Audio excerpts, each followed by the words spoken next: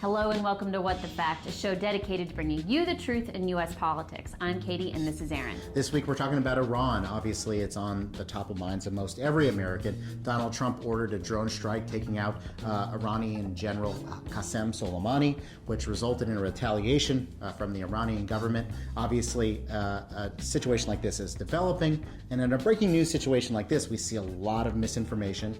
Certainly online we've seen false images and false claims, but also within the administration who's trying to defend its actions. Yeah, we've been fact-checking a lot, including statements from people who are close to the administration and people who used to be part of it. So we're going to give you a taste of what we've been up to, but first we're going to turn to Newsy to get a better understanding of the complex history between these two countries that got us to this point.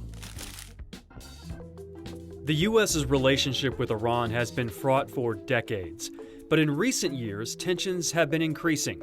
So, how did we get here? Officially, there is no diplomatic relationship between Iran and the U.S., and it's been that way since 1980.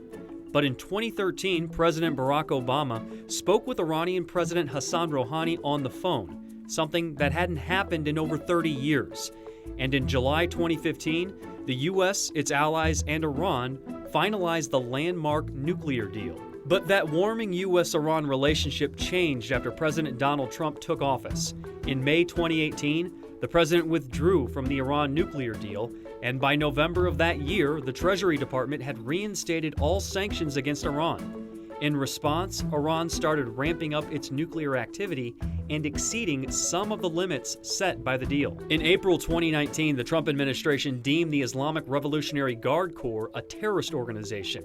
That was the first time the U.S. gave that label to another country's military. Iran responded in kind, labeling the U.S. troops in the Middle East a terrorist group. Tension rose even more after Iran shot down a U.S. military drone in June 2019. American officials said the drone was in international airspace, and Iran contended the drone was in Iranian airspace.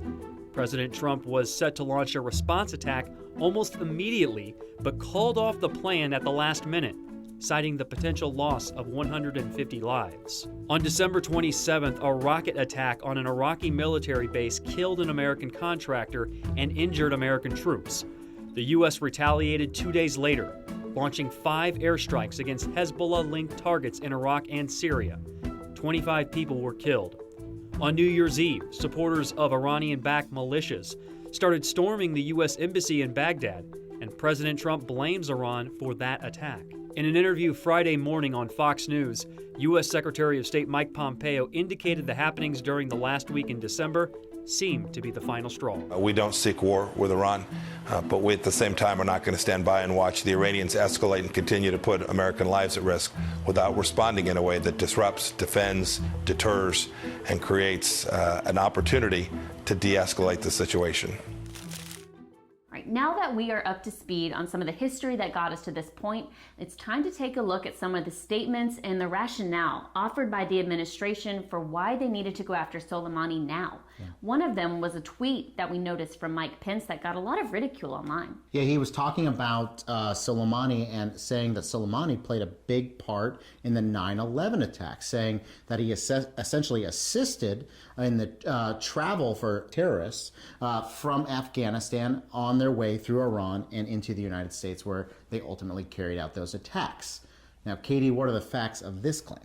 Yeah, so he said 10 of the 12, which there were more than 12 terrorists involved in 9/11, but he said they were assisted by the Iranian government. And frankly, we turned to the 9/11 Commission report, both people who were involved with it and the report itself, to see if Soleimani's name came up. This wasn't well-known information, and that's because Pence's statement really lacks evidence. If you read all the documents, you will not find Soleimani's name in there. He has not been implicated in this transit situation that was happening, assisting the terrorists. It's not even clear the terrorists knew what the real mission was as they were traveling. And certainly maybe not the Iranian government, who did, by the way, allow 10 of them to pass from Afghanistan through Iran, didn't stamp their passports, which would have been a signal potentially for U.S. authorities. But none of that necessarily is directly linked to Soleimani and doesn't really advocate or assist in the rationale for why the U.S. government took him out. So we read that claim false. Okay, let's take another look, this time from a former but still close Trump administration official. This is Nikki Haley, who used to be the secretary to the United Nations.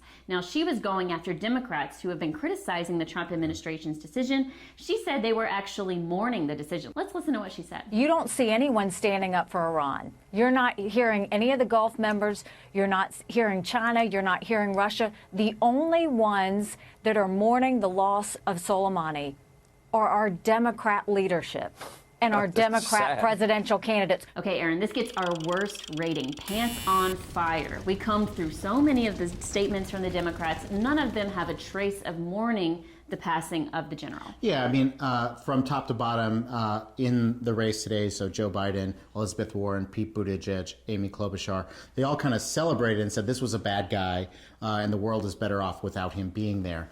What Nikki Haley is probably trying to say is most Democrats question the timing and the reasoning and rationale behind taking out Soleimani right now, but no one celebrated or mourned his death. So that's why we rated it pants on fire. All right, that's going to do it for this week of fact checking, but we're going to continue following this issue with a lot more coverage of misinformation on social media and from the politicians themselves. So if you want to see more fact checks, go to PolitiFact.com. Until next week, I'm Katie and this is Aaron. Take care.